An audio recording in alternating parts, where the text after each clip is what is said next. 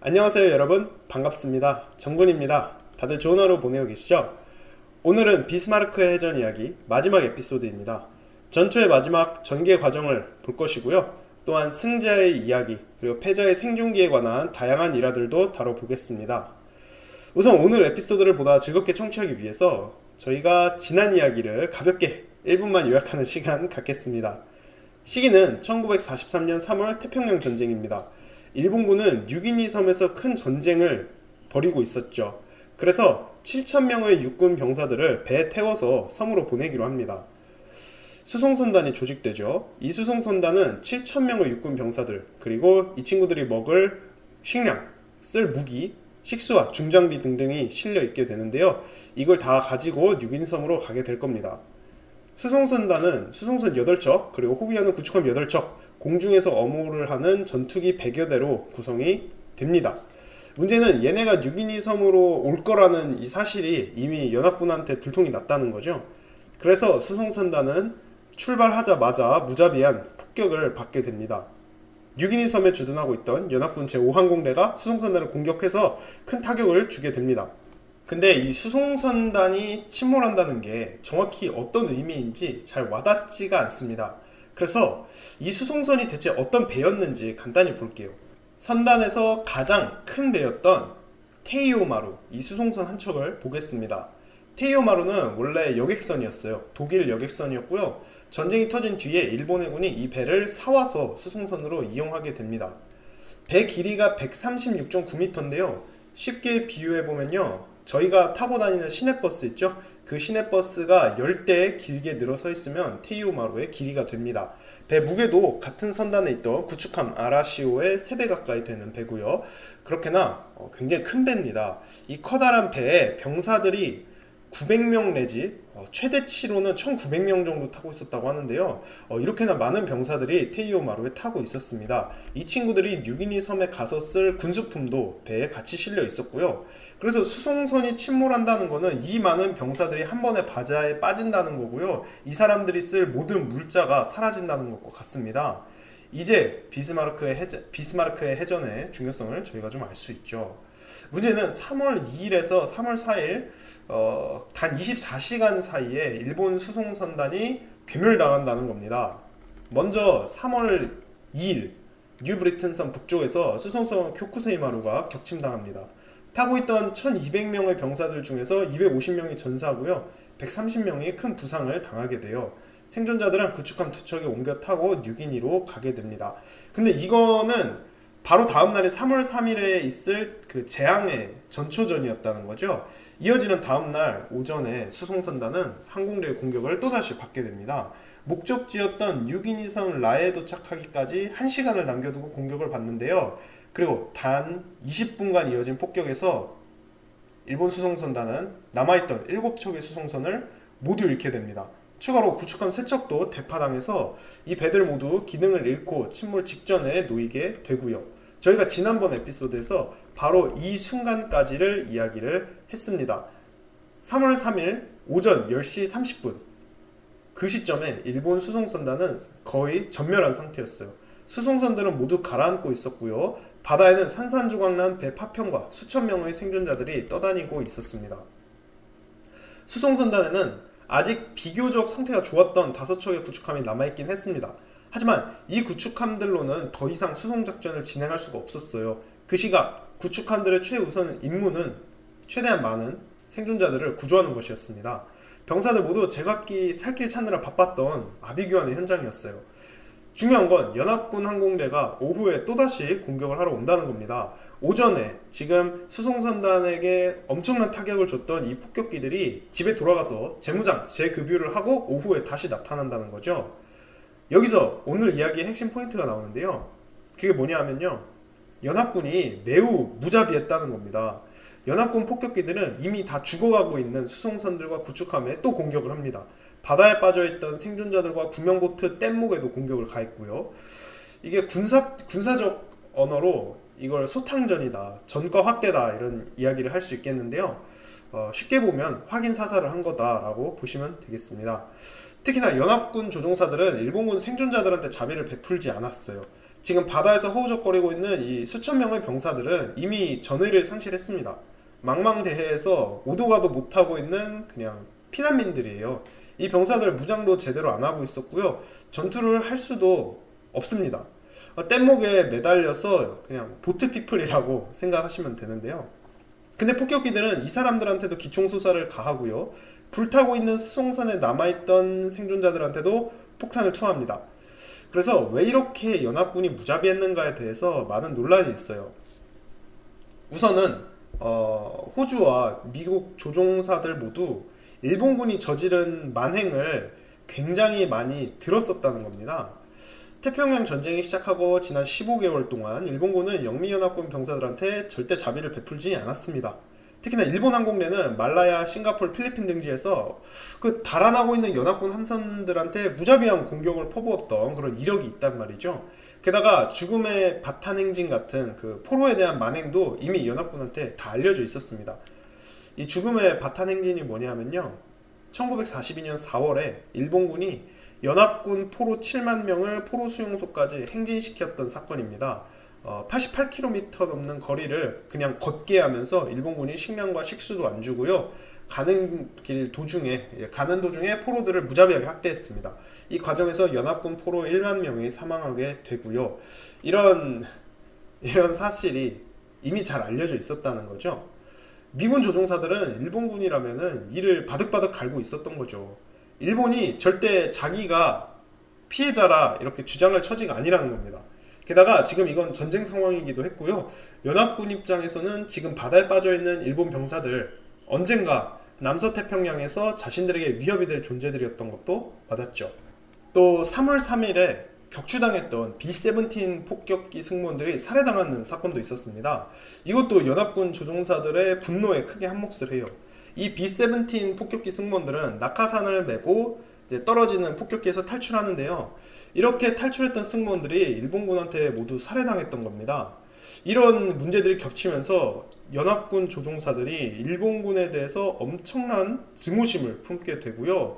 이게 수송선단 생존자들에게 무자비한 공격을 가하는 계기가 됩니다. 연합군 지휘부가 과연 생존자들에 대한 확인 사살을 지시를 했는가 안 했는가, 이거에 대해서 견해가 좀 나뉩니다. 제가 읽은 책에서 연합군 지휘부가 생존해 있는 일본 병사들이 어쨌든 간에 뉴기니 섬에 상륙해와서 장차 위협이 될 테니까 확실히 사살을 하라 라고 조종사들한테 지시를 했다고 해요. 근데 또 다른 책들에서는 아니라고 합니다. 연합군 지휘부가 구체적인 그 확인 사살에 대한 지시를 내린 적이 없다라고 하는데요. 대체 누구 말이 맞는지 모르겠어요. 다 전문가마다 다 얘기가 다릅니다. 근데 제가 보니까 중요한 건 연합군 지휘부가 그 생존자들에 대해서 기총소사를 가했던 조종사들을 징계했느냐, 안 했습니다. 그래서 저는 어느 정도 그 연합군 그 지휘부 상관들의 묵인이 있었다고 봐요.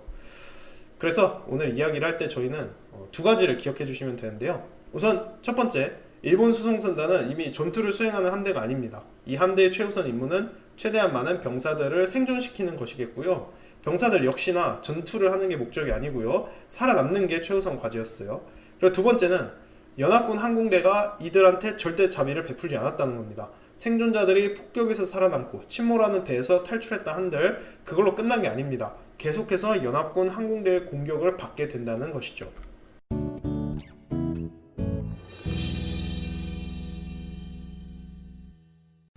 그러면 3월 3일 오전 10시 30분 그 시점부터 이야기를 한번 해보겠습니다.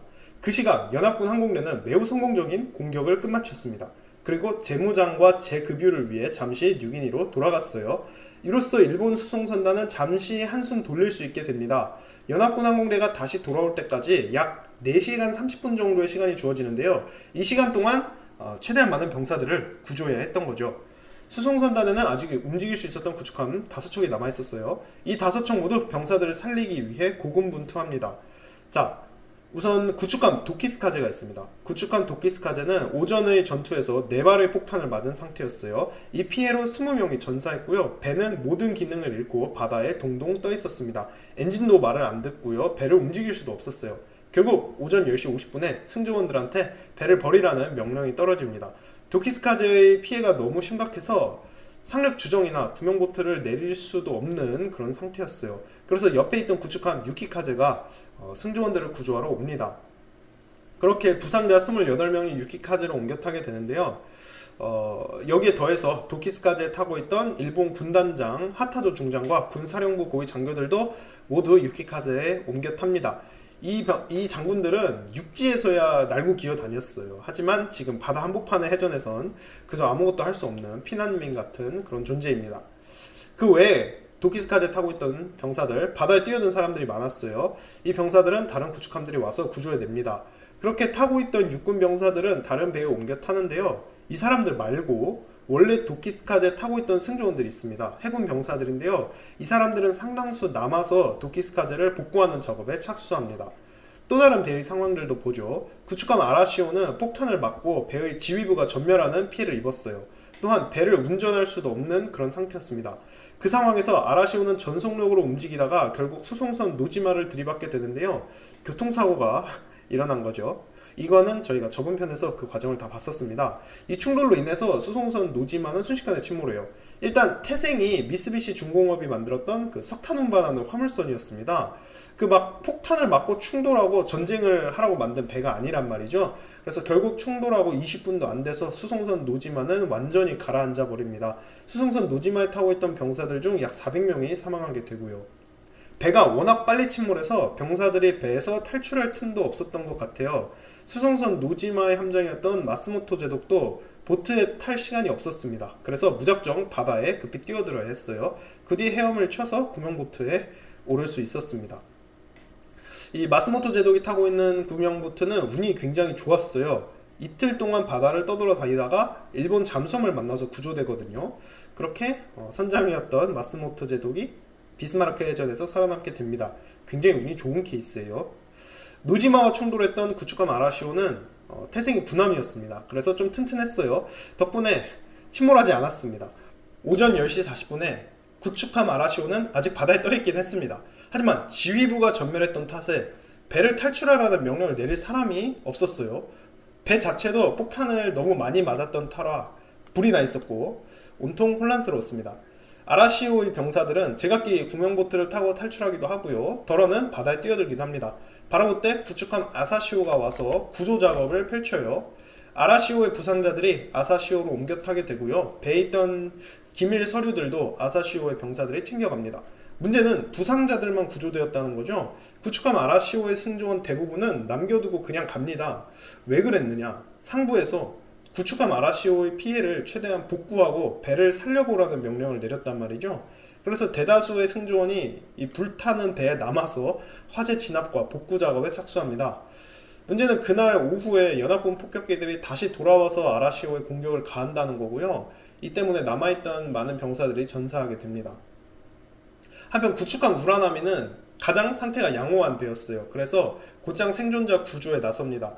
구축함 우라나미에는 육군 상륙 주정과 보트가 많이 실려 있었어요. 그래서 이걸 승조원들이 타고 바다로 나가서 생존자들을 구조해냅니다. 공병 소속의 키타무라 일병은 자기가 그날 총 4번 보트를 타고 나가서 생존자들을 데려왔다고 해요. 오전에만 300명의 생존자를 구조해서 우라나미에 태울 수 있었다고 합니다. 300명이나 싣고 왔지만 아직도 바다에는 수백 명의 병사들이 빠져있던 그런 상태였어요. 쉴 틈도 없이 계속 구조 작업을 해야 했습니다. 그러는 동안 옆에서 구축함 시라유키가 침몰하고 있었어요. 오전의 공격에서 가장 먼저 폭탄을 맞았던 게 시라유키였습니다. 시라유키에는 수송선단 총사령관이었던 기무라 제독과 해군 사령부, 이제 지휘부가 다 타고 있었는데요. 이 수송선단 기함이었던 시라유키가 지금 완전히 재구시를 못하게 된 겁니다. 그래서 기무라 제독은 사령부를 구축함 시케나미로 옮깁니다. 그리고 나서 이제 구조 작업을 그만하라는 명령을 내려요. 살아남은 구축함들한테 재빨리 전투 지역에서 벗어나라고 이야기를 합니다. 오후에 연합군 항공대가 다시 돌아오면 지금 살아남아있는 구축함들의 목숨도 담보할 수가 없단 말이죠. 그래서 기무라 제독은 재빨리 도망가라 라고 명령을 한 겁니다. 그 시점에 살아남아있던 구축함들은 병사들로 미어 터지고 있었어요. 원래 구축함에 타고 있던 승조원이 한 200명 정도 됩니다. 여기에 더해서 수송작전 때문에 육군 병사들이 100명 내지 200명 정도 구축함에 더 타고 있었어요. 그래서 이미 정원 초과 상태입니다. 그 상황에서 구조 작업을 벌이면서 수백 명이 구축함들에 더 타게 된 그런 상태였어요. 구축함들은 평소 정원보다 적어도 3배는 사람이 더 타고 있었단 말이에요. 배 위에는 발 디딜 틈도 없이 사람들이 빽빽히 타고 있었습니다. 구축함 시키나미, 아사구모, 우라나미, 유키카제 이렇게 4척은 우선 생존자들을 싣고 라바울로 돌아가기로 합니다. 라바울은 이 수송선단이 3월 1일에 처음 출발했던 곳이에요. 일본 해군의 남서태평양 전진기지가 있던 곳입니다. 그렇게 이 4척에 타고 라바울로 돌아가게 되는 생존자가 총 1,400명입니다. 그래서 4시간 동안 구조 작업을 펼쳐서 이렇게 많은 병사들을 건져냈던 거죠. 이때 구조돼서 라바울로 돌아가는 1,400명의 병사들은 이날 비스마르크해 해전의 최고의 행운아들입니다. 전장에 남아있던 다른 친구들은 훨씬 불운한 운명을 맞이하게 될 거예요. 한편 라바울에 있던 본부에서도 수송선단이 괴멸됐다는 소식을 듣습니다. 그래서 지원을 위해서 라바울에서 구축함 2척이 보내져요. 수송선단에서 지금 돌아오고 있는 구축함 4척은 이 지원온 배 2척을 해상에서 만나기로 합니다. 그리고 생존자 1,400명을 얘네한테 건네주고 재급유를 받은 다음에 다시 비스마르크의 해전이 벌어졌던 전투지역으로 돌아오기로 해요. 돌아와서 그날 밤에 생존자들을 더 구조한 다음에 최종 라바울로 돌아갈 예정이었습니다. 이 4척은 그렇게 위험지역을 이탈하기로 한 건데요. 반면 끝까지 남아서 생존자들을 구조하겠다고 했던 용감한 배가 한 척 있습니다. 바로 구축함 아사시오였는데요. 이 한 척은 남아서 생존자들을 더 구조하겠다고 합니다. 아사시오의 함장이었던 고로 요시 제독은 바다에 아직 생존자들이 많기 때문에 구조작업을 더 하겠다라고 요청을 하고요. 그대로 계속 남아서 구조작업을 합니다. 그리고 오후 3시 무렵에 마침내 구축함 시라유키가 침몰하고요. 수송선 아이오마루 역시 비슷한 시각에 침몰합니다. 그래서 오후 3시를 기준으로 전투지역에 남아있던 배들을 보면요. 우선 불이 붙은 채 수송선 4척이 아직 바다에 간신히 떠 있었고요. 구축함 도키스카제와 아라시오도 바다에 떠 있었습니다. 이 2척 모두 기능을 완전히 상실했고요. 목숨줄만 붙어있던 그런 상황이었어요. 그리고 구조작업에 열중한 움직일 수 있는 유일한 배였는데요. 구축함 아사시오도 그 지역에 있었습니다. 그리고 마침내 재무장을 마친 연합군 항공대가 또 한 번 공격을 하러 옵니다. 얘네의 목표는 아직 바다에 떠있는 적함 그리고 살아남은 구축함들과 생존자들이었어요. 수송선단을 완전히 끝장내러 온 거죠. 연합군의 5개 폭격 비행중대가 수송선을 공격하러 몰려오고 있었습니다. 이 폭격기들을 엄호하기 위해서 10대의 P-38 라이트닝 전투기도 함께 있었고요. 수송선단 상공에는 일본 제로센 전투기 25대가 비행하고 있었습니다. 하지만 이 전투기들만으로는 연합군 폭격기를 막아낼 수가 없었어요. 구축함 견시들이 연합군 폭격기들이 날아오고 있는 걸 보고요. 경보를 울립니다. 아직 전투지역 근처에 남아있던 일본 구축함들은 전속력으로 달아나요. 구축함 우라나미는 구조작업을 나갔던 보트까지 죄다 버리고 최대 속력으로 내뺍니다. 키타무라 일병은 그때까지도 보트를 타고 생존자들을 열심히 건져내고 있었는데요. 자, 이제 구조 다 했으니까 우리 배로 돌아갈까 했는데 보니까 자기 배가 이미 도망가고 없는 거죠. 그 정도로 구축함들이 재빨리 달아났습니다. 마지막까지 남아서 생존자들을 구조하던 구축함 아사시오가 있습니다. 생존자들은 아사시오 갑판 위에 거의 500명의 병사들이 타 있었다고 하거든요. 아사시오는 그렇게 마지막까지 위험을 무릅쓰고 남아서 생존자들을 구조하던 중이었어요. 하지만 너무 오래 머물러 있었던 게 화를 부르게 됩니다. 연합군 조종사들이 도착해 보니까 4척의 불타고 있는 수송선들 옆에 웬 구축함 한 척이 아직 멀쩡하게 돌아다니고 있는 거예요. 당연히 아사시오는 엄청난 집중 공격을 받게 됩니다. 오후 3시 5분부터 수많은 폭격기들이 구축함 아사시오를 공격해요. B-17, B-25, A-20 등 연합군이 갖고 있던 모든 기종의 폭격기가 아사시오를 집중 공격했습니다. 연합군이 갖고 있던 모든 종류의 폭탄이 비오듯이 쏟아져 내려요. 그렇게 7분 동안 가해진 공격에서 구축함 아사시오가 몇 발의 폭탄을 맞았는지 정확히 아무도 모릅니다. 그냥 정말 너무 많이 맞았고요. 아사시오는 말 그대로 산산조각이 납니다. 아사시오에는 구조된 생존자들도 수백 명이나 타고 있었는데요. 이 불운한 병사들 그날 2번째로 바다에 뛰어들어야 했습니다. 기관총 사수였던 야스오 요코야마의 경우를 볼게요. 요코야마는 처음에는 구축함 아라시오에 타고 있었습니다. 이후 아라시오가 폭격을 받을 때 살아남고요. 이후 아라시오가 수송선 노지마와 충돌했을 때도 살아남습니다. 그 뒤 아라시오의 승조원들이 탈출을 시도하는데요. 요코야마는 보트에 탈 수가 없었어요. 그래서 그냥 바다에 뛰어드는데요. 운 좋게도 구조돼서 구축함 아사시오에 타게 됩니다. 요코야마는 이제 살았구나 그렇게 생각을 했을 거예요. 하지만 구축함 아사시오가 라바울로 안 돌아가고 계속 남아서 생존자 구조를 합니다. 그러다가 결국 오후 3시에 이어졌던 폭격에서 침몰하게 된 거죠. 요코야마는 또다시 바다에 뛰어들고요. 운 좋게도 공격에서 살아남습니다. 또 뗏목을 한 척 얻어 타는데도 성공해요. 그래서 보면은 그날 2번이나 공격받고 2번이나 배가 격침당했는데도 살아남을 수 있었으니까 운이 좋다라고 봐야 될 것 같습니다. 그 시각 일본군 생존자들은 대부분 바다에 빠져 있었고요. 불타는 수송선을 살려보겠다고 그때까지 배에 남아있던 병사들도 많았습니다. 이 사람들 더 이상 저항할 수 없는 그런 상태였어요. 근데 이런 병사들한테 무자비한 기관총 공격이 가해집니다. 오후 3시에 구축함 아라시오는 아직 바다에 떠 있었어요. 배 갑판에는 탈출하지 못했던 병사들이 오도 가도 못하고 그냥 서 있었습니다. B-25 폭격기들은 기관총을 발사하면서 아라시오의 생존자들을 공격해요. 복구 작업을 하고 있던 많은 병사들이 전사하게 됩니다. 기총소사만 했던 게 아니에요. 연합군 폭격기들은 폭탄도 투하합니다. 제13 비행폭격중대 소속의 B-25 폭격기 5대가 아라시오를 집중 공격했는데요. 얘네가 아라시오에 투하한 폭탄만 해도 25발이나 됩니다. 조종사들은 이 중 4발을 아라시오에 명중시켰다고 보고해요. 오전에 저희가 저번 편에서 맞았던 폭탄 그거 말고도 오후에 4발을 더 맞았다는 거죠. 대단했던 건 아라시오가 이 공격을 받고도 바로 침몰하지 않았다는 거고요. 더 대단했던 건 170명의 승조원이 남아서 아라시오를 계속 수리하고 있었다는 겁니다. 한편 연합군 조종사들은 구축함 도키스카제에도 추가로 폭탄을 투하해요.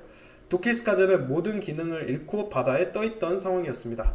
그냥 시체나 다름없는 그런 상태였는데요. 또 공격을 받은 거죠. 연합군 폭격기들은 오후에 도키스카제에 적어도 3발의 폭탄을 더 명중시킵니다. 이 때문에 도키스카제 상부 구조물이 완전히 날아가고요. 배 뒤편에 큰 화재가 발생하게 됩니다. 근데 도키스카제 역시 병사들이 남아서 끝까지 배를 살려보려고 했었어요. 이 병사들 구축함 도키스카제의 대공포로 연합군 폭격기들한테 계속 반격을 가하기도 했습니다. 연합군 조종사들은 구명보트나 뗏목도 무자비하게 공격을 했었어요. 일본 병사들의 증언에 따르면 가장 안전했던 건 그냥 물에 들어가 있는 거였다고 합니다. 조종사들이 보트나 뗏목을 주로 겨냥했기 때문에 연합군 폭격기가 접근하면 병사들은 재빨리 물속에 뛰어들었습니다. 기관총이 한 차례 싹 쓰고 지나가면 폭격기가 갔다 싶으면 다시 보트에 탔다고 하네요. 이게 물에 빠졌다가 다시 보트에 올라타는 게 많이 어려워요. 엄청난 체력을 요구하는데요. 연합군 항공기가 수십 대나 날아다니고 있었기 때문에 생존했던 병사들은 몇 번씩 이렇게 바다에 뛰어들어야 했습니다. 굉장한 고난의 하루였던 거죠.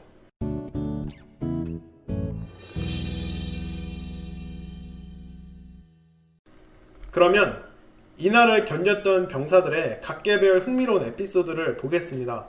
이 병사들이 각자 침몰하는 배에서 탈출해서 태평양에서 살아남는 그 과정의 이야기들입니다. 먼저 제115 보병연대 의장대 기수단 병사들의 이야기입니다. 기수단이 뭐냐면요, 소속 부대의 깃발을 관리하고 이 깃발을 들고 다니는 병사들입니다. 부대 행사가 있으면 의장대가 퍼포먼스를 하잖아요. 그때 기수단 병사들은 깃발을 멋있게 들고 있는 역할을 하는 거죠. 이 기수단 병사들은 수송선 오이가와 마루에 타고 있었습니다. 기수단뿐만 아니라 115 보병연대 사령관 엔도 대자와 연대 본부가 오이가와 마루에 다 타고 있었어요. 그런데 3월 3일 오전의 폭격에서 오이가와 마루에 최소 3발의 폭탄이 떨어집니다. 이 폭탄으로 수송선 엔진과 함교가 파괴되고요. 화물칸에서도 폭발이 일어나고 배 안에서 큰 화재가 발생합니다. 이렇게 되니까 사령관이었던 엔도 대자는 부하들한테 탈출을 위한 지시를 내려요. 기수단 병사들한텐 115 보병연대 깃발을 목숨 걸고 사수하라는 명령이 떨어집니다. 그래서 폭탄이 비오듯이 쏟아지고 배에 불이 나 있는 그런 상황에서 기수단 병사 6명이 부대 깃발을 챙기러 갑니다. 이 깃발을 가지고 구명보트에 오르게 되고요. 구명보트는 엔도 대자 본인도 탑니다. 의장대와 그리고 기수단 병사들, 의무반까지 해서 총 31명이 배에 타게 되는데요. 그렇게 해서 침몰하는 수송선 오이가와 마루에서 온전히 탈출할 수 있었습니다. 근데 연합군 조종사들이 생존자들한테 계속 공격을 했다고 말씀을 드렸죠. 결국 구명보트에 가해진 기총소사 때문에 사령관이었던 엔도 대자가 전사합니다. 엔도 대자 외에도 보트에 타고 있던 병사들 중 7명이 B-25 폭격기의 12.7mm 기관 총알을 맞고 전사하게 됩니다. 기수단 지휘관 콘도 중이도 다리에 총알을 맞고 결국 과다출혈로 사망해요. 콘도 중이는 죽는 그 순간까지도 115 보병연대 깃발을 챙기라고 병사들한테 신신당부를 했다고 합니다. 일본군이 항상 이런 정신전력과 관련된 곳에 굉장한 집념을 보여주는데요. 여기서 또 그런 모습을 볼 수가 있습니다. 배가 침몰하는 와중에 엔도 대자가 제일 먼저 챙겼던 것도 부대 깃발입니다. 기수단 지휘관 역시나 죽는 순간까지도 야 깃발 잘 챙겨 이러면서 사망했고요. 그 지휘를 이어받았던 사람은 나미키 중사였는데요. 나미키 중사는 연대 깃발이 적한테 노획되지 않게끔 소총 3정을 깃발에 묶어둡니다. 만약 보트가 침몰하고 우리가 다 죽는 일이 생긴다. 그러면 반드시 깃발이 바다에 가라앉아서 적의 손에 못 들어가게끔 조치를 취한 거죠. 그렇게 연대 깃발과 관련된 흥미로운 이야기였습니다. 기수단의 경우 그날 오후에 계속해서 기총수사를 받게 됩니다. 공격을 피하기 위해서 병사들은 6번이나 물에 뛰어들어야 했어요. 하지만 덕분에 공격은 잘 피했다고 합니다. 그렇게 또 아끼고 있던 115 보병연대 깃발도 멀쩡했고요. 그 시점에 보트에 타고 있던 사람들이 24명이었습니다. 수송선에서 탈출할 때 약간의 쌀과 어포, 물을 갖고 내렸다고 해요. 얼마 안 되는 양이었지만 병사들은 이거를 나눠 먹습니다. 그렇게 늦은 점심을 먹고 계속 바다를 표류해요. 그날 오후에 병사들은 물에 빠져있던 하루 코자키 중위를 구조합니다. 코자키 중위는 수송선 오이가와 마루에 있던 하역 작업반을 담당하고 있었는데요. 폭격을 받으면서 부대원들의 생사를 알 수 없게 된 상태였고요. 본인도 얼굴에 큰 부상을 입었었습니다. 코자키 중위는 구명보트에 탄 다음에 기수단의 지휘를 맡게 되어 코자키 중위의 계획은 일본군이 점령하고 있던 뉴 브리튼 섬으로 간다는 거였습니다. 해류가 북동쪽으로 흐르고 있었기 때문에 뉴 브리튼 섬까지 가는 건 그닥 어려워 보이지 않았어요. 근데 계획만큼 이게 쉽지 않았습니다. 3월 3일부터 6일까지 기수단은 노를 저으면서 바다를 표류합니다. 얘네는 정말 재수없게도 인근 해역에서 구조작업을 하던 구축함과 잠수함을 모두 비껴가요. 그냥 정말 망망대해에서 길을 잃은 상황이었습니다. 물도 바닥나고 병사들도 지쳐 있었어요. 표류한 지 4일차에 코자키 중위는 배에 실려있던 시체들을 바다에 흘려보냅니다. 사령관 엔도 대자를 포함해서 8구의 시체를 바다에 던지고요. 가벼워진 상황에서 다시 출발합니다. 표류한 지 6일차인 3월 8일 자정에 기수단은 또 다른 구명보트를 만납니다. 작은 접이식 임시보트였는데요. 10명의 수송부대 병사들이 타고 있었습니다. 코자키 중위는 접이식 보트를 자기 배에 연결해요. 그리고 부상 입은 병사들은 접이식 보트에 태우고 멀쩡한 병사들이 보트를 노를 지어서 함께 이동합니다. 이때부터 기수단은 무려 한 달을 바다에서 헤매게 됩니다. 모두가 지쳤고 부상병도 있고 배도 고프고 목이 마릅니다. 군인이 아니라 완전히 그 바다를 헤매는 표류자가 된 거죠. 바다에 있는 로빈슨 크루소 일행이다 라고 보시면 됩니다. 코자키 중위와 그리고 기수단 소속이었던 나미키 중사 2명은 살아남기 위해 온갖 노력을 했다고 이야기를 해요. 우선 갖고 있던 철사를 이용해서 낚싯바늘을 만듭니다. 이걸로 낚시를 해서 30명이 넘는 생존자들이 나눠 먹어야 했어요. 또 가끔 내리는 빗물을 모아서 식수를 조달하고요. 그야말로 바다 위에서 야인 생활을 한 겁니다. 결국 6명의 병사가 굶주림 때문에 아사하게 됩니다. 그런 와중에도 115 보병연대 그 연대 깃발만큼은 상하지 않게 관리를 철저하게 했다고 해요. 자꾸 바닷물이 튀고 깃발이 그 물에 젖어서 상하니까 코자키 중위는 깃발을 구명보트 마스트에 둘러서 묶어두었다고 하네요. 이 친구들은 그렇게 한참을 바다에서 표류한 끝에 마침내 4월 2일 오후 2시에 육지에 도착합니다. 뉴 브리튼섬 해변에 도착했던 건데요. 3월 3일 오전에 수송선 오이가와 마루에서 탈출하고 한 달 만에 땅을 밟았던 겁니다. 뉴 브리튼 섬 서쪽 해안에 도착한 상태였고요. 다들 너무 지쳐있어서 걸을 힘도 없었다고 합니다.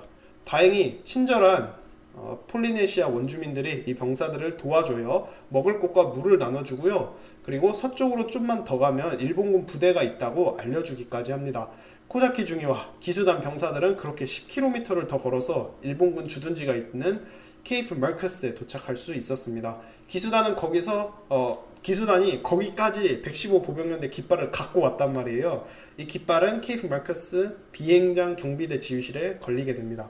기수단은 며칠간 여기 머물면서 회복을 하게 되고요. 그 뒤 뉴 브리튼섬 반대편에 있는 라바울 본부로 돌아갑니다. 자기들이 3월 1일에 의기양양하게 출발했던 그곳으로 돌아오게 된 거죠. 그 뒤 5월 21일에 또다시 뉴기니섬으로 보내집니다. 이번엔 수송선이 아니라 잠수함을 타고 몰래 뉴기니로 가게 돼요. 그리고 이번에는 안전하게 도착하게 됩니다. 기수단을 이끌었던 코자키 중이와 나미키 중사 이 두 명 모두 2차 세계대전 때 생존해요. 살아남습니다.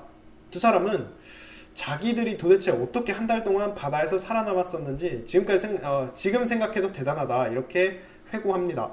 115 보병연대 기수단은 배가 침몰하고 굶주린 그 와중에도 부대의 깃발을 끝까지 사수해서 돌아왔었습니다. 그래서 일본 군부가 기수단을 굉장히 띄워줘요.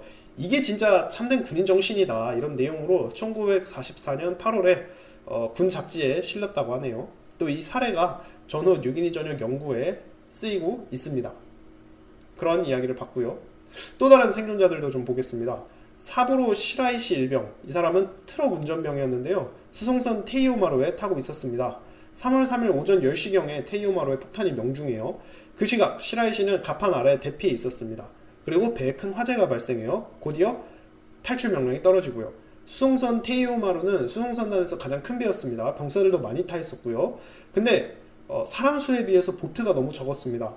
시라이시가 구명보트에 타려고 갑판에 나와보니까 이미 보트가 한 척도 안 남아있던 거죠. 병사들이 급조한 뗏목 한 척이 있었는데요. 시라이시는 운 좋게 뗏목에 탈 수 있었습니다. 그렇게 이 친구를 포함해서 12명이 뗏목을 타고 표류하게 돼요. 얘네는 3일 동안 뗏목을 타고 다니다가 뒤집혀 있는 구명보트를 발견합니다. 시라이시와 친구들은 이 보트에 옮겨 타서 계속 남서쪽으로 항해해요. 그러다가 3월 11일에 뉴기니 섬 남동쪽에 있던 구디나프 섬에 도착하게 됩니다. 근데 이 섬에는 이미 호주군이 주둔하고 있었습니다. 시라이시 동료 2명이 도주하다가 호주군한테 사살되고요. 나머지는 다 포로가 됐다고 하네요. 수송선 테이오마루에서 탈출한 병사들 중에서 매우 자세한 기록을 남긴 사람도 있습니다. 115 보병연대 소속의 치쿠이 중사가 그 주인공인데요. 이 사람 이야기 한번 보겠습니다. 치쿠이는 테이오마루에 상륙주정이 6척이나 있었지만 모두 파괴돼서 탈출했을 수가 없었다고 해요. 그래서 생존자들 모두 가니보트나 뗏목 같은 걸 타고 탈출해야 했습니다. 치쿠이는 탈출 과정은 매우 질서있게 진행되었다고 하네요. 조금의 패닉이나 혼란 없이 다들 질서정연하게 차례차례 뗏목에 올랐습니다. 주로 구명보트 한 척당 12명에서 18명 정도 탔다고 하네요. 그것도 안되면 뗏목도 없으면 박스나 나무 판자를 붙잡고 탈출했었습니다. 치쿠이 중사는 분대원들과 함께 건빵 박스를 붙잡고 바다에 뛰어들었다고 하네요. 이 박스가 물에 뜰 수가 있어서 다들 이거에 매달려 있다가 보트 한 척을 얻어 타게 됩니다. 그렇게 하룻밤을 꼬박 바다에서 보내게 되고요. 새벽 무렵에 치쿠이는 서쪽에 커다란 배 한 척을 발견합니다. 그래서 병사들은 이게 지금 자신들을 구조하러 온 구축함이라고 생각해요. 그래서 깃발을 흔들면서 신호를 보내봅니다. 근데 얘네가 접근해보니까 이 배는 멀쩡한 배가 아니었고요. 침몰하고 있던 구축함이었습니다. 이 구축함은 구축함 아사시오의 잔해로 추정되고 있고요. 구축함에 접근하던 치쿠이 중사의 보트는 연합군 폭격기한테 공격을 받습니다. 치쿠이 중사는 그날 이미 2번의 기총수사를 받았다라고 기록하고 있는데요. 3번째 기총수사를 받게 된 겁니다. 이 공격으로 생존해 있던 치쿠이 중사 분대원 대부분이 전사하게 됩니다. 치쿠이는 B-17 폭격기가 자신들을 공격해왔지만 제로센 전투기들이 쫓아버렸다라는 기록도 하고 있고요. 다음 날인 3월 5일에는 미군 어뢰정이 생존자들을 소탕하는 것도 기록합니다. 치쿠이는 다행히 미군 어뢰정과는 부딪히지 않고 계속 항해할 수 있었어요. 3월 5일에 치쿠이는 또 한 번 기총수사를 받았습니다. 연합군의 보파이터 전투기 3대가 기관총을 발사하는데요. 치쿠이는 바다에 뛰어들어서 살아남습니다. 그러나 이때 바다에 뛰어들지 않고 보트에 남아있던 동료 4명 중 2명이 사망하게 되고요. 2명이 중상을 입었다고 해요. 계속된 기총수사 때문에 구명보트에는 수많은 총알구멍이 나 있었고 마침내 보트가 전복됩니다. 치쿠이는 그날 내내 뒤집힌 보트에 매달려 있어야 했어요. 치쿠이와 동료들 모두 옷을 말리기 위해 보트에 벗어둔 상태였는데요. 그래서 알몸으로 그냥 바닷물에 들어가 있었던 겁니다. 해가 저물 무렵 다들 너무 추워서 말도 못했다고 해요. 그냥 물속에 오래 들어가 있어도 춥잖아요. 근데 이 친구들 지금 아무것도 안 입고 물속에 계속 있었으니까 정말 추웠을 것 같습니다. 모두가 그냥 죽음만을 기다리고 있었다고 해요. 해류에 몸을 맡기고 그렇게 북서쪽으로 움직이고 있었습니다. 다음 날인 3월 7일이 되었을 때도 얘네는 뒤집힌 보트에 매달려 있었어요. 그 시각 이 친구들 눈앞에 섬 하나가 보이긴 했습니다. 하지만 보트는 뒤집어졌고 섬까지 헤엄치기엔 얘네가 힘이 너무 없었어요. 섬도 멀리 있었고요. 그대로 죽는가 싶었던 순간이었습니다. 하지만 바로 그때 치쿠이가 섬 근처에 있는 보트 한 척을 발견합니다. 그래서 병사들은 있는 힘껏 깃발을 흔들어서 구조 신호를 보내봐요. 이 신호를 보고 보트가 치쿠이 일행한테 다가옵니다. 문제는 이게 가까워져서 보니까 보트가 아니라 잠수함이었던 겁니다.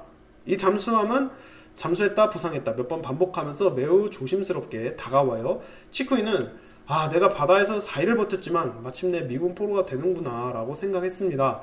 치쿠이와 동료들은 우선 미군 잠수함한테 포로가 돼서 먹을 걸 먹고 체력을 회복하기로 합니다. 그 뒤 잠수함 승무원들을 살해하고 잠수함을 탈취할 작정이었어요. 미군 잠수함 승무원이라고 해봤자 많아봐야 20명이란 말이죠. 그래서 젖먹던 힘을 다해서 150m 떨어져 있는 잠수함을 향해 수영을 해서 갑니다. 이 잠수함 뺏을 생각이었어요. 잠수함 갑판에는 3명의 병사가 나와 있었습니다. 근데 기적적이게도 이 병사들이 치쿠이한테 밧줄을 던져줍니다. 그리고 일본어로 어서 타! 라고 하는 거 아니겠어요? 치쿠이가 만났던 게 구조 작업을 하고 있던 일본 잠수함이었습니다. 그렇게 기적같이 구조될 수 있었던 겁니다.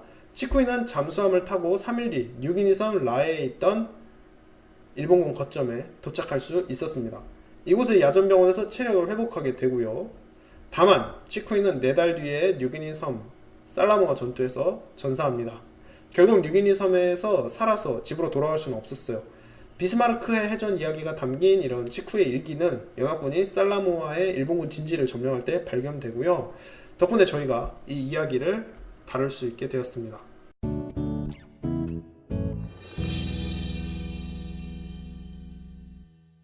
수송선 아이오마루의 경우도 이야기를 해보겠습니다. 3월 3일 오전에 수송선 아이오마루 역시 폭탄을 여러 발 맞습니다. 그리고 배가 침몰하고 있었어요. 이 배의 생존자들 대부분은 굉장히 어려운 상황에 직면해 있었습니다. 라바울에서 출발 직전에 수송선 아이오마루는 구명보트 대부분을 다른 배에 줬단 말이에요. 그래서 아이오마루 위에 남아있는 보트가 몇 척 없었습니다. 접이식 가니보트 6척만 있었고요. 탈 것은 이게 전부였어요. 근데 이 배뿐만 아니라 모든 수송선에서 보트가 부족했습니다. 보트가 적다 보니까 대부분이 정원을 초과해서 병사들이 탔고요.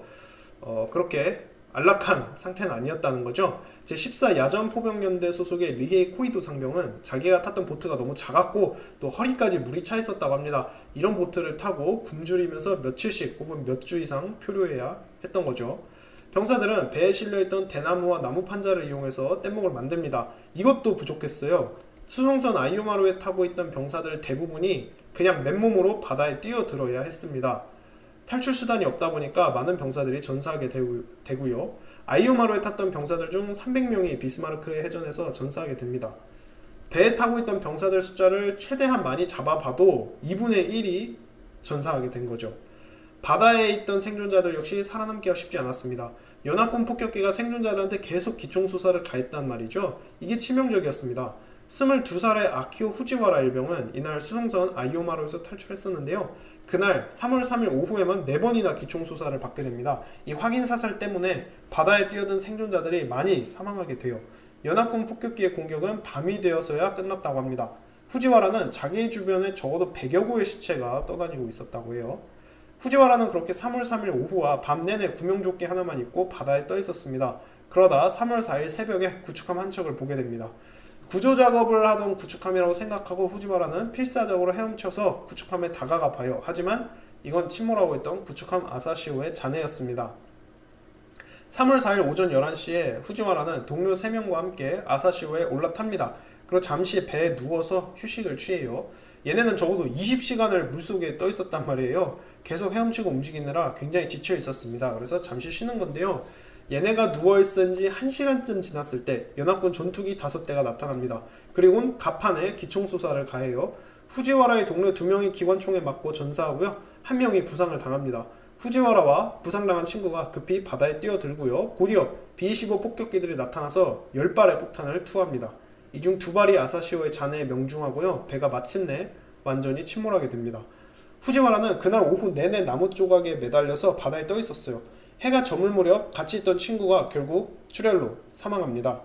후지와라는 혼자 남게 됐는데요. 정말 운 좋게도 그날 밤에 구명보트 한 척에 구조됩니다. 이 구명보트에는 수송선 시나이마루에서 탈출했던 115 보병연대 병사들이 타고 있었습니다. 이 친구들 역시 구축함 잔해를 보고선 저거 우리 구조하러 온 거 아니야? 이러고 이쪽으로 왔다가 허탕을 친 상황이었는데요.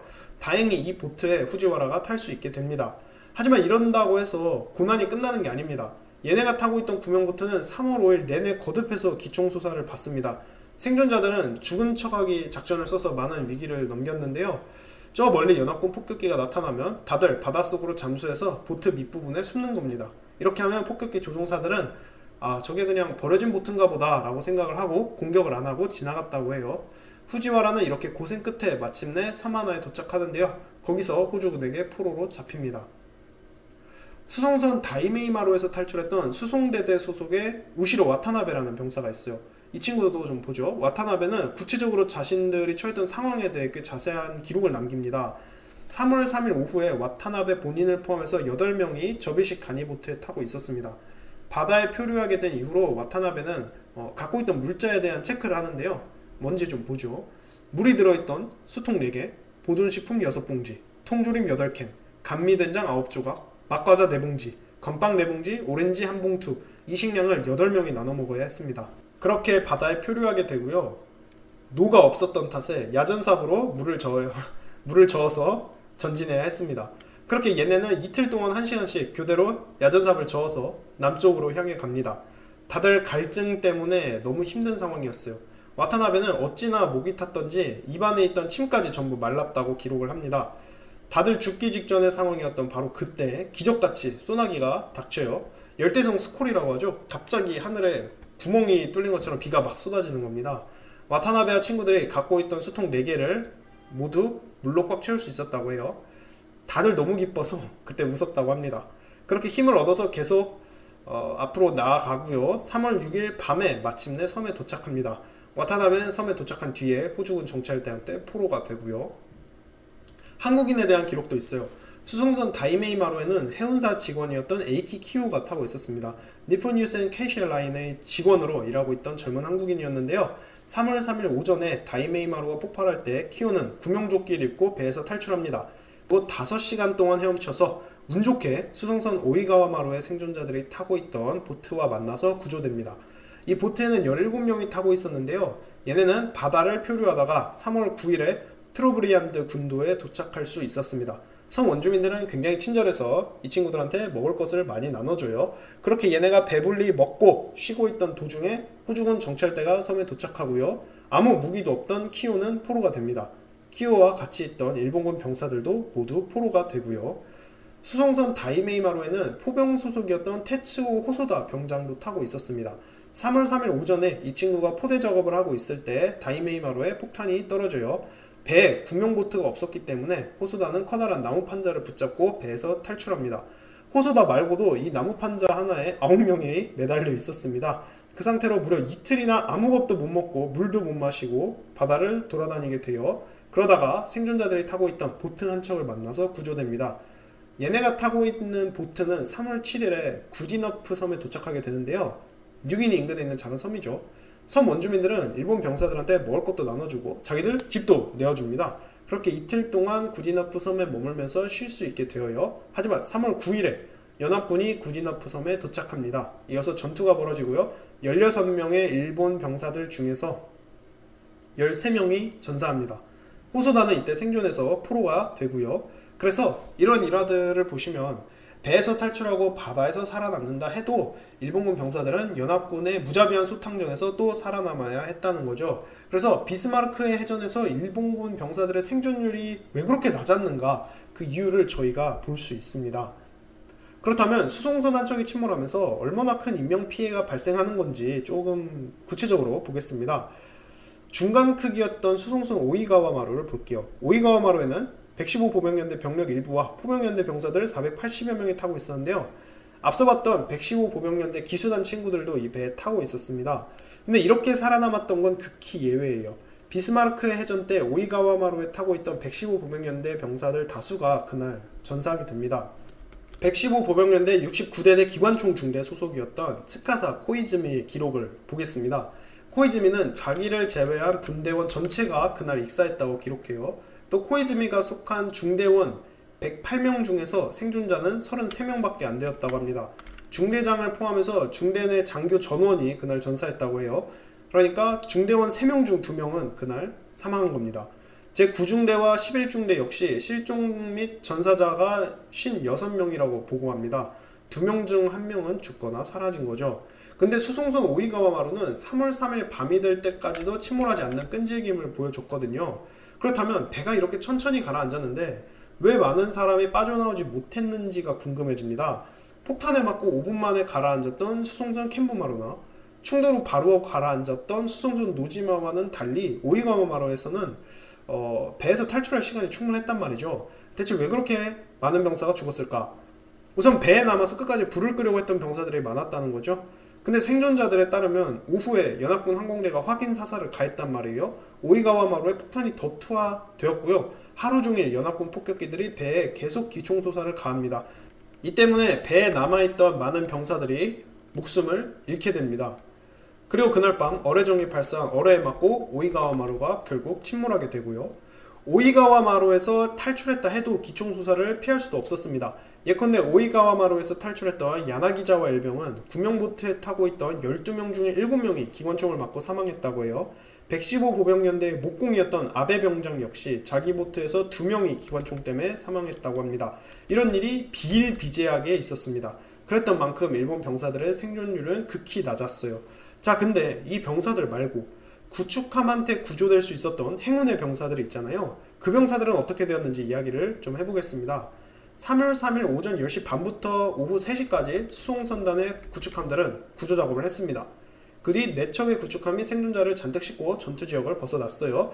이 구축함들은 현명한 선택을 했던 거죠. 마지막까지 남아서 구조작업을 했던 구축함 아사시오는 결국 그날 오후에 공격받고 침몰하게 되지 않았습니까? 제때 잘 빠져나온 거죠. 이 구축함 4척에는 생존자 1,400명이 와글와글 타 있었습니다. 그리고 이 병사들은 라바울에서 지원온 2척의 구축함에 옮겨 타게 됩니다. 그렇게 병사들을 모두 건네준 다음에 구축함들은 다시 한번 전투지역으로 돌아옵니다. 이제 날짜가 바뀐 3월 4일 새벽 1시인데요. 그 시각 구축함 아라시오는 거의 침몰하기 직전이었습니다. 근데 놀랍게도 생존자 170여 명이 아직도 배에 타고 있었어요. 그때까지도 배를 고쳐보겠다고 안간힘을 쓰고 있었는데요. 결국 아라시오를 살릴 수가 없었습니다. 아라시오에 승조한 170명은 구축함 유키카제에 그때 옮겨 타게 됩니다. 마침내 살아서 땅을 밟을 수 있게 된 거죠. 유키카제는 완전히 파괴됐던 구축함 도키스카제의 잔해에 남아있던 생존자들도 구조해내고요. 새벽 2시 30분까지 다른 구축함들은 바다에 빠진 생존자들을 더 구조해냅니다. 그렇게 구축함들이 자신들이 3월 4일 새벽에 1000명의 병사를 구조해냈으며 육군 제51사단 나카노 중장도 구조했다라고 보고를 합니다. 그리고 그날 밤 유기니섬 라에 가서 이 병사들을 모두 내려줍니다. 그렇게 이 1000명의 육군 병사들은 천신만고 끝에 본래 도착할 예정이었던 유기니섬 라에 도착한 겁니다. 이 병사들이 쓸 예정이었던 야포, 중장비, 식량, 식수, 각종 군수품은 모조리 바닷속에 가라앉은 상태였죠. 그냥 진짜 몸만 덜렁덜렁 유기니섬에 도착한 상태였습니다. 3월 4일 저녁 기준으로 유기니섬 일본군은 겨우 6일치 식량밖에 안 남아있었어요. 그랬기에 살아서 유기니섬에 왔다고 해서 고생이 끝난 건 아니었습니다. 이 병사들 모두 정글 속에서 굶주림과 말라리아에 걸려서 매우 고통스러운 시간을 보내게 될 거예요.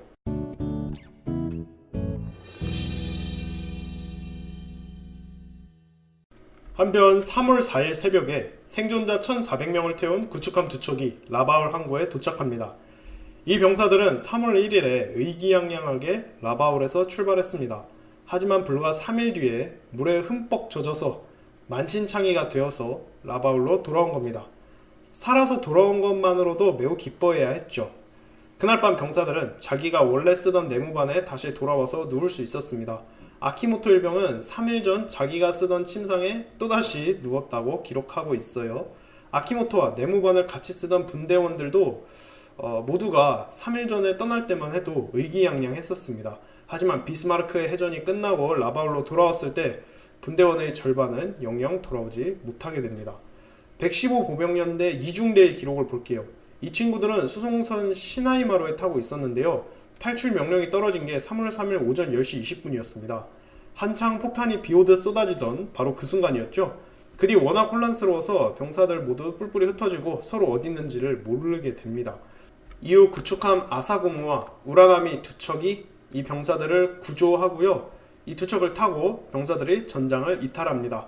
그리고 그날 밤 구축함 하츠유키로 옮겨 타서 여명의 틀 무렵 라바울에 도착할 수 있었고요. 정말 다사다난한 하루였죠. 3월 4일 오후 6시에 일본군은 라바울로 돌아온 생존자들에 대한 결산을 해봅니다. 그리고 피해는 막대했어요. 예컨대 수송선 다이메이마루에 타고 갔던 한 부대는 부대원 49명 중에서 라바울로 살아 돌아온 게 3명밖에 안 되었습니다. 115 보병연대 예하 대대의 경우 대대 병사들 중 4분의 1만 라바울에 돌아올 수 있었어요. 115 보병연대 소속의 중대 2개 병력을 합쳐서 31명밖에 안 되는 것도 있었어요. 원래 일본 육군 2개 중대면은 한 210명 정도 돼야 되거든요. 근데 31명밖에 안 되는 겁니다. 병력 숫자가 7분의 1로 급감한 그런 상황인 거죠. 이렇다 보니까 생존한 일본군 부대들 대부분이 구조조정을 받아야 했던 겁니다. 115 보병연대의 경우 예하 중대 3개를 한 개로 통합시킵니다. 이래도 편제보다 모자랐어요. 이후 3주 동안 생존자들이 계속 라바울에 도착하는데요. 도착하는 족족 새로 만든 부대들에 배속시킵니다. 이렇게 해서 3월 25일이 되어서야 새로 만든 중대 병력이 107명이 됩니다. 간신히 정원을 채운 건데요. 하지만 사라진 부대가 너무 많아서 전력은 급감한 상태였어요. 라바울에 있던 일본 본부는 최대한 많은 병사들을 살려보려고 노력했습니다. 일단 일본 잠수함들과 구축함들이 계속 출동해서 생존자들을 구조해 옵니다. 3월 5일에는 구축함 4척이 생존자 128명을 데리고 라바울로 돌아와요. 일본 제18군 사령부는 적어도 1000명이 넘는 병사들이 지금 바다에 표류 중이라고 발표합니다. 그리고 잠수함 2척이 3월 5일 현재 생존자들을 구조하고 있으며 2척을 우리가 더 파견할 예정이다 라고 이야기를 해요. 뉴기니 섬 라에에서도 주정을 내보내서 생존자들을 구조할 계획이었습니다. 하지만 연합군 항공대의 공격이 너무 맹렬해서 이건 취소됩니다. 연합군 항공대의 위력이 너무 강력했던 탓에 일본군은 생존자 구조에 잠수함만 쓸 수 있었어요. 이 잠수함들이 그래도 열심히 구조 작업을 벌입니다. 3월 6일에 잠수함 한 척이 156명을 구조해서 라에로 데려다 주고요. 다른 한 척이 38명을 구조해서 라바울로 돌아옵니다. 다음 날인 3월 7일에 잠수함들은 병사 159명과 장교 6명을 구조해서 라바울로 돌아오고요. 이런 식으로 매일같이 구조 작업이 진행되었습니다. 일본 육군 제51사단은 장교 90명, 병사 1670명이 라바울로 생還했다고 3월 31일에 발표합니다. 수송선단에 타고 있던 사단 병력의 40%만 라바울에 돌아온 상황이었어요. 일본군이 구조작업을 열심히 했음에도 생존자가 적었던 건 바로 연합군의 소탕작전 때문에 그랬습니다. 이게 정말 집요했어요. 일본군의 주요 함정이 격침당한 건 3월 4일 새벽으로 끝났습니다. 하지만 사실 여기까지가 정말 전쟁 과정이라고 할 수가 있는 거죠. 근데 연합군은 3월 4일부터 10일까지 거의 일주일 이상 소탕전을 펼쳤습니다. 이 확인 사살이 어느 정도였는지 몇몇 사례를 보겠습니다. 연합군의 어뢰정들이 있습니다. 어뢰를 발수할 수 있는 작은 보트라고 보시면 되는데요. 얘네 임무는 일본군 수송선에 어뢰를 발사해서 끝장내는 겁니다. 그리고 격추당한 연합군 조종사들을 구조하는 거였어요. 근데 이거 임무 외에도 이 어뢰정들이 일본군 생존자들 보트와 뗏목에 기관총 공격을 마구 가했었습니다. 3월 5일 오전 11시경에 미군 어뢰정들은 격추당한 라이트닝 전투기 조종사들을 찾고 있었습니다. 그러다가 세 척의 일본군 구명보트를 발견해요. 어뢰정들은 구명보트에 최대한 가깝게 붙어서 기관총으로 공격을 합니다. 그 뒤 폭뢰를 투하해서 보트를 모두 폭파시킵니다. 최소 30명의 일본군 생존자가 사망하게 돼요. 같은 시각에 405 비행폭격중대 소속의 B-25 폭격기가 비스마르크 해전이 벌어진 지역을 지나고 있었습니다. 이 폭격기 역시 격추당한 조종사들을 찾고 있었는데요. 전투지역 남쪽에서 30척이 넘는 구명보트를 발견합니다. 거기에 100명 정도의 일본군이 타고 있는 뗏목 15척도 발견해요. B-25 폭격기는 1200발이나 되는 총알을 생존자들한테 쏟아붓고 돌아옵니다. 그날 오후 1시 50분에 뉴기니섬 월스트레이트 비행장에서 출발한 보파이터 전투기 5대도 보겠습니다. 이 전투기들은 바다에 떠있던 15척의 바지선을 발견하고 공격을 가합니다. 바지선에는 구명조끼를 입고 있는 일본 병사들이 잔뜩 타 있었다고 해요. 전투기들은 20mm 기관포와 기관총으로 무자비하게 공격을 가합니다. 보파이터 전투기 승무원이었던 알프 넬슨은 이 광경을 보고 A bloody show. The water in the bottom of the barges was red with blood. You could see the sea was stained all around 라고 이야기를 합니다. 완전히 피바다였다. 바지선 주변의 물이 피로 새빨갛게 물들었다라고 이야기를 합니다. 전투기들은 총 4대의 바지선을 공격해서 박살냅니다. 바지선 한 척당 30명의 일본군 병사들이 타 있었다고 하는데요. 그날 오후의 미션으로 총 120명의 일본군을 사살했다고 보고를 한 겁니다. 미군 조종사들의 일본군에 대한 증오심은 굉장했어요. 미군 63 비행 폭격 중대 일지에는 다음과 같이 기록되어 있습니다. What we didn't get, the sharks got. 우리가 잡지 못한 놈들은 상어가 잡았다라고 이야기를 하고요. Every man in the squadron would have given 2 months' pay to be in on the strapping. 이라고도 이야기를 합니다. 중대원 모두가 기총소사에 참가할 수만 있다면 2달치 월급도 낼 작정이었다라는 이야기죠. 한 기관총 사수는 일본 생존자들을 겨냥해서 무려 1100발이나 되는 총알을 발사했고요. 기관총 2정이 과열돼서 고장났다고도 기록되어 있습니다. 3월 5일 오후 3시에 또 다른 보파이터 전투기 5대가 소탕작전에 나섭니다. 전투기들은 병사들이 타고 있는 바지선 5척을 발견하고 공격을 해요. 바지선에는 약 100명 정도의 일본군 생존자들이 타고 있었다고 하는데요. 전투기들을 공격하니까 다들 곧장 물속에 뛰어들었다고 합니다. 전투기들은 바지선을 철저히 파괴하고 다른 목표물에 향해요. 두 번째 표적은 모여있던 14척의 뗏목과 4척의 구명보트였습니다. 총 190명쯤 되는 큰 규모의 생존자들이 한 곳에 모여 있었다고 해요. 전투기들은 이 그룹에 대해서도 무자비한 공격을 퍼붓습니다. 그래서 그날 3월 5일에 2차례 출격해서 보파이터 전투기들은 총 24척의 바지선, 구명보트와 뗏목을 파괴하는 전공을 세웁니다. 조종사들은 하루 동안 350명의 일본군을 사살했다고 보고하고요. 중대상관들은 보고서를 통해서 이날의 소탕전의 필요성에 대해선 이해한다고 밝힙니다. 다만 작전에 참가한 조종사들에게 매우 불쾌한 사건이다 라고 이야기를 합니다. 이런 공격을 계속했으니까 일본 생존자들이 적을 수밖에 없었죠. 자, 저희가 비스마르크 해전에 참가했던 일본군 병사라고 가정해 보겠습니다. 그래서 3월 2일과 3일의 폭격에서 살아남았다고 해볼게요. 그리고 침몰하는 수송선에서도 탈출했다고 가정해 보겠습니다. 이렇다 해도 저희는 먹을 것도 없고 마실 물도 없는 상태에서 망망대해 태평양에 표류하게 됩니다. 거기에 연합군이 무자비한 소탕전까지 벌이고 있어요. 이 모든 걸 다 극복했다고 해볼게요. 그렇게 천신만고 끝에 마침내 육지에 다다랐다고 가정해보겠습니다. 이 육지는 유기니 섬이나 혹은 뉴브리튼 섬 또는 유기니 섬 남동쪽에 흩어져 있던 작은 섬들이겠죠. 여기에 다다랐다고 해서 고난이 끝난 게 아닙니다. 이 섬들 모두 폴리네시아계 원주민들이 살고 있습니다. 유기니 원주민 사회는 전 세계에서 가장 고립된 문명이란 말이에요. 이런 사회들이 대부분 외부인을 그닥 반기지 않습니다. 또 많은 원주민들이 동양인을 처음 봤을 거란 말이죠. 그런 상태에서 이 원주민들한테 병사들은 잘 보여야 했습니다. 밉보이면 그 자리에서 살해당하거나 두들겨 맞았겠죠. 39살의 마츠시마 준이가 그런 경우였습니다. 이 사람은 115 보병연대 소속으로 수송선 테이우마루에 타고 있다가 배에서 탈출합니다.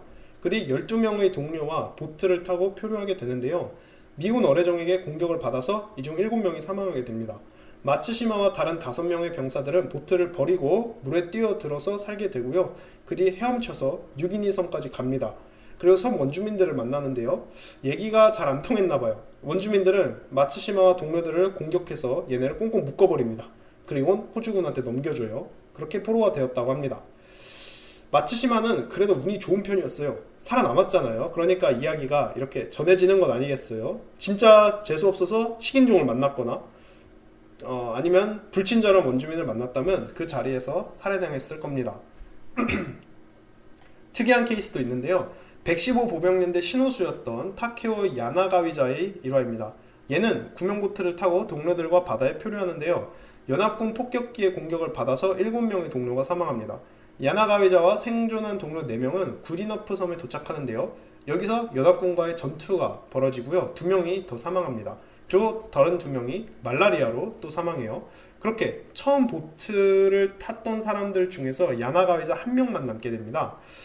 근데 이 친구가 사교력이 많이 좋았나봐요. 얘가 구리너프 섬에 살고 있던 폴리네시아 원주민들한테 접근해서요. 여자친구를 만듭니다. 그리고 그 여자 집에서 살게 돼요. 아마 그대로 잘 지냈더라면 2차 세계대전 끝날 때까지 조용히 지낼 수 있었을지도 몰라요. 하지만 4달 뒤인 7월 20일에 이웃들이 야나가위자를 호주군한테 밀고 합니다. 그렇게 연합군에게 포로로 붙잡혀요. 뉴기니 인근의 섬들마다 호주군이 들려서 일본군을 소탕한단 말이에요.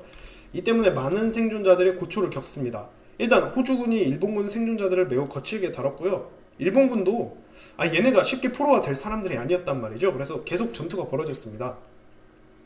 마사미 야마다 일병의 이야기를 보겠습니다. 이 친구는 수송선 시나이마루에 타고 있었는데요. 구명조끼 하나만 입고 배에서 뛰어내렸습니다. 그리고 4일 동안 아무것도 못 먹고 바다를 떠다니다가 마침내 구명보트에 타고 있던 생존자들을 만나게 되어 생존자들은 야마다를 자기들 보트에 태워줍니다. 그렇게 21명이 보트를 타고 육지를 찾아 헤맵니다. 마침내 3월 9일에 구디너프 섬에 도착하는데요. 거기엔 이미 호주군이 와 있었습니다. 호주군 3명이 생존자들에게 다가오는데요. 일본 병사들은 물 좀 달라고 부탁을 합니다. 그렇게 부탁하는 동시에 호주군을 공격해요. 자기들 숫자가 더 많아서 그냥 호주군을 죽이고 무기와 식량을 뺏는 게 낫겠다라고 생각을 한 거죠. 이 전투 과정에서 8명이 총에 맞고 사망합니다. 야마다를 포함해서 살아남은 13명 모두 호주군에게 포로가 되고요. 이런 비슷한 사건이 뉴기니 인근의 섬들에서 수없이 일어났습니다. 연합군 일지를 보면 이런 사건들이 간략하게 기록이 돼 있거든요. 예컨대 3월 18일 키리위나 섬에서 일본군 1명 사살, 17명 포로. 3월 21일 구디너프 섬에서 일본군 22명 사살, 1명 포로. 3월 22일 트로브리안드 섬에서 일본군 6명 사살, 18명 포로. 이런 식으로 굉장히 많은 사건이 기록되어 있습니다. 저희가 명심할 것은 이 기록이 등장하지 않고 바다에서 굶어 죽거나 기총소사로 사망한 일본군 병사들이 몇 배나 더 많다는 겁니다. 공식적으로 비스마르크해 해전에서 과연 몇 명의 일본군이 전사했는지 정확하지가 않습니다. 글마다 죄다 수치가 달라요. 그래서 최소치와 최대치가 약간 편차가 있습니다. 우선 수송선단에 탔던 병사들이 최대 7,000명입니다.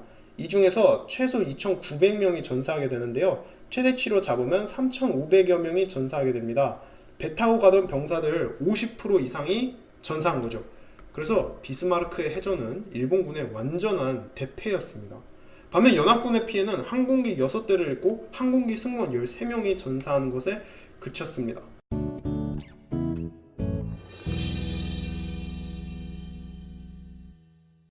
이 성공적인 공격을 가해서 일본 수송선단을 박살냈던 게 바로 연합군 제5항공대입니다.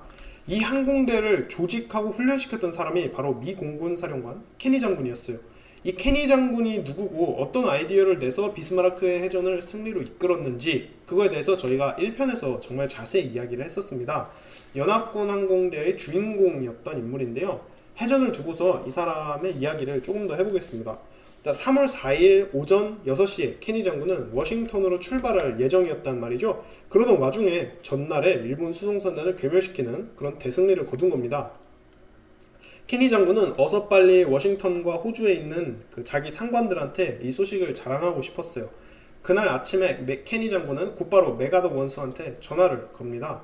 네, 인천 상륙작전 때 나왔던 그 더글러스 메가더 원수인데요. 당시 남서태평양 연합군 총사령관이었습니다. 케니 장군은 메가더에게 전화해서 일본 구축함 6척을 격침시켰고 2척을 중파시켰으며 수송선을 최대 14척이나 격침시켰다고 자랑합니다. 그리고 일본군은 15,000명의 사상자를 냈다고도 이야기해줘요. 이런 성과에 비해서 아군 피해는 항공기 6대와 사상자 25명으로 그쳤다는 점도 강조합니다. 너무 과장된 보고였어요. 비스마르크 해전에 관한 정확한 분석을 하기 전이어서 케니 장군이 이렇게 메가더 원수한테 이야기를 한 건데요. 이 보고를 들었던 메가더는 매우 감동합니다. 메가더 원수가 곧바로 케니 장군한테 전문을 보냈는데요. 뭐라고 하느냐? Please extend to all ranks my gratitude and felicitations on the magnificent victory which has been achieved. It cannot fail to go down in history as one of the most complete and annihilating combats of all time 라고 이야기를 합니다. 좀 축약했는데요. 메가더 장군이 전투에 참가한 모든 인원에게 침이 마르게 칭찬을 하는 그런 내용입니다. 역사에 길이 남을 완벽한 선멸전이었다라고도 이야기를 하고 있네요. 케니 장군 본인도 휘하 항공대 병사들에게 비슷한 내용의 전문으로 칭찬의 메시지를 보냅니다. 대승리도 거뒀고 직속상관의 칭찬도 받았으니까 기분이 매우 좋았겠죠. 그렇게 케니 장군은 워싱턴으로 갑니다. 워싱턴에 가서도 자기가 칭찬을 들을 줄 알았었는데요. 그렇진 않았습니다. 이 워싱턴에 있던 높은 아저씨들은 태평양 전쟁의 실체를 제대로 파악을 못하는 사람들이었던 거죠. 이 사람들은 우선 비스마르크 해전의 대승리에 관한 엄청난 전과를 액면 그대로 믿으려 하질 않습니다. 그리고 뉴기니 방면에 대한 공군 지원을 축소하겠다는 이야기까지 해요. 그 시각 유럽 전역이 급했던 탓에 물자가 그 먼 곳까지 가기가 어렵다는 겁니다. 케니 장군은 아니 내가 바로 어제 대승리를 거뒀는데 그것도 자기 항공대가 이런 성공을 한 건데 지원을 줄인다고 하니까 기분이 팍 상했겠죠. 워싱턴에 있던 내내 케니 장군은 추가 지원을 받기 위해서 상관들을 계속 설득해야 했습니다. 그리고 헨리 아놀드 공군 원수를 만나는데요. 이 사람 케니 장군의 이제 최고 직속 상사입니다. 아놀드 원수는 케니 장군이 개조한 B-25 폭격기가 결함이 많다고 지적을 해요. 정면에 기관총을 8개나 달면은 B-25가 비행하기가 어렵다. 실전에서 이거 못 쓴다. 이러면서 케니 장군을 혼내요. 케니 장군은 자기가 개조한 이 폭격기들이 바로 어제 일본 수송선단을 괴멸시켰다고 이야기를 해줍니다. 그러면서 또 한 차례 설전을 벌여야 했어요. 어쨌든 워싱턴에 있는 동안에 비스마르크의 해전의 대승리를 널리 소문되는 데는 성공했다고 합니다. 결국 6.12 전역에 총 500대의 항공기를 추가 지원해주겠다는 약속까지 받아내요. 그것이 케니 장군이 비스마르크의 해전으로 얻어낸 큰 성과였습니다. 그리고 아까 보시면 케니 장군이 메가더 원수한테 전과를 굉장히 부풀려서 자랑했잖아요. 근데 메가더 원수가 이 수치를 그대로 받아들입니다. 그래서 메가더 원수의 본부에서 수송선 12척, 순양함 3척, 구축함 7척을 격침시켰고 일본군 사상자가 12,700명이라고 보고서를 올립니다. 거기에 일본군 전투기도 59대나 격추시켰다고 해요. 물론 이 보고를 그대로 받아들이지 않은 사람들도 많습니다. 연합군 사령부 내에서 계속 이 보고 과장됐다라는 이야기가 나와요. 메가더 원수는 이의 제기하는 사람들에 대해 징계를 내려줄 것을 워싱턴에 요청하는데요. 물론 이는 거절당합니다. 그리고 일본군 무전을 감청하고 연구가 진행되고 하면서 공식적으로 일본군이 수송선 8척, 구축함 4척을 잃었다는 것으로 비스마르크 해전이 확정이 돼요. 물론 메가더 원수와 케니 장군이 처음에 생각했던 그 어마어마한 전과에 비하면 조금 규모가 작습니다. 하지만 사실 이것만으로도 연합군이 대승리를 거뒀으면 당연합니다. 비스마르크 해전 이후 일본군은 몇 번 더 병력 수송을 시도하긴 해요. 이건 역시 연합군 공격에 큰 피해를 입게 됩니다. 오늘 비스마르크의 해전과 별개로 3월 첫 주에만 4척의 수송선이 격침당하게 됩니다. 이 수송작전을 계획하고 실행해야 하는 입장인 라바울 해군본부는 미칠 지경이죠. 6.12에서 전투를 하려면 누군가는 배 타고 거기 가서 싸워야 하는데 보내는 족족 수송선이 격침당하니까 답답합니다. 특히 오늘 비스마르크의 해전에서 살아남아서 라바울로 돌아온 병사들 있잖아요. 이 병사들 6인 섬으로 어떻게든 보내야 했단 말이죠. 결국 일본군은 잠수함이나 빠른 구축함을 이용해서 수송작전을 펼치게 됩니다. 토키오 익스프레스라고 하는 일본군 특기의 수송작전인데요. 속도가 빠른 배로 몰래 밤에 가서 병사들 내려주고 재빨리 달아나는 겁니다. 저희가 과달카날 전투 이야기할 때 예전에 굉장히 많이 봤던 수송작전이죠. 4월에 일본군은 5차례의 구축함 수송작전을 벌입니다. 그렇게 1870명의 병사들이 6인 섬으로 가게 돼요. 하지만 수송선을 쓰지 못하기 때문에 육지전에서 필요한 그 중요한 대포나 중장비, 차량, 충분한 양의 식량을 보내질 못합니다. 이러한 병참과 군수가 참 일본군의 고질적인 문제였는데요. 이게 해결이 안 되면서 6.12 전역에서 궁극적인 승리를 할 수가 없게 됩니다. 비스마르크 해전에 나왔던 그 수송선단의 종착역은 6.12 섬 라에였습니다. 여기에 일본군이 병력을 증강시켜서 거점을 확보하고 일본군을 연합군을 밀어내려고 했습니다. 하지만 수송작전이 실패하면서 결국 2달 뒤 라에는 함락당합니다. 일본군은 6.12 섬 북쪽으로 점점 밀려나고요. 오늘 이야기에서 생존한 병사들은 종국에는 6.12 섬으로 보내지게 됩니다. 그리고 여기서 대부분 전사하게 돼요. 지금 이야기가 1943년 3월이잖아요. 근데 2년하고도 5개월이 지나서 일본 제국이 항복하는 그 순간까지도 여기선 계속 전쟁을 하고 있었습니다. 저도 좀 놀랐어요. 아니 도쿄가 불바다가 되고 히로시마와 나가사키에 원자폭탄이 떨어지는 그 순간까지도 본국에서 6,000km 떨어진 이 태평양 섬들에서 수십만 명의 일본군이 계속 싸우고 있었습니다. 라바울 해군본부 역시 2차 세계대전 끝날 때까지 함락당하지 않고 일본군이 미친듯이 버텨요. 그러면서 또 수많은 전투들이 이 지역에서 벌어지게 되고요. 그 이야기들은 저희가 훗날 다뤄보면 좋겠습니다. 그렇게 저희 에피소드가 끝났어요. 2차 세계대전 태평양 전역을 이렇게 쭉 둘러보면요. 이렇게나 적은 피해를 입으면서 대승리를 거둔 예가 없습니다. 비스마르크의 해전 단 한 번의 패배로 일본군은 6.12 섬에서 주도권을 완전히 잃어버립니다. 양측이 입은 피해를 손해를 결산을 해보면요, 이게 얼마나 큰 연합군의 대승리인지 알 수가 있어요. 연합군은 조종사 13명이 전사했던 반면 일본군은 3,500명이 전사했습니다. 끔찍한 수치죠. 다만 이 에피소드는 거의 전초전과 마찬가지입니다. 전쟁 끝나려면 아직 2년 반은 남았거든요. 그 기간 동안에 일본 해군 전력과 통상은 거의 완전히 전멸합니다. 침몰한 수송선 군함이 도대체 몇 척인지 셀 수도 없어요. 오늘 에피소드와 같은 일이 나중 가면 일상 다반사로 일어나게 됩니다. 2차 세계대전 들어서 나타난 그 항공기의 위력이 그만큼이나 강력하다는 얘기가 될 것 같아요. 비스마르크 해전의 그 여담으로는 3월 3일 오전의 그 폭격 때 호주군 종군기자 한 명이 폭격기에 타고 있었습니다. 이 친구가 공격당하는 일본 구축함과 수송선들의 그 사진을, 라이브 사진을 찍는단 말이에요. 그래서 비스마르크의 해전은 태평양 전쟁 통틀어서 사진 기록이 가장 잘 남아있는 해전입니다. 구글에 검색을 하시면요, 굉장히 리얼한 전투 장면들을 보실 수가 있습니다. 그렇게 이야기를 끝마쳐 보겠고요. 비스마르크의 해전 에피소드 3개를 준비하면서 사실 오늘 마지막 편이 가장 어려웠어요. 자료를 모으는 게 어려웠고 이거 재편집하고 스크립트 쓰는 게 많이 어려웠습니다. 비스마르크 해전 에피소드를 준비하면서 제가 쓴 스크립트만 지금 한글 문서로 80페이지가 나와요. 거의 책 한 권을 하나 썼는데요. 준비는 많이 했는데 그만큼 좋은 에피소드가 나왔으면 좋겠습니다. 하고 싶었던 얘기는 많았는데요, 이게 양이 너무 많아서 에피소드를 대폭 축소했어요. 그런 건 조금 아쉽네요. 그렇게 제가 열심히 준비한 에피소드 즐겁게 청취하셨다면 좋았겠고요.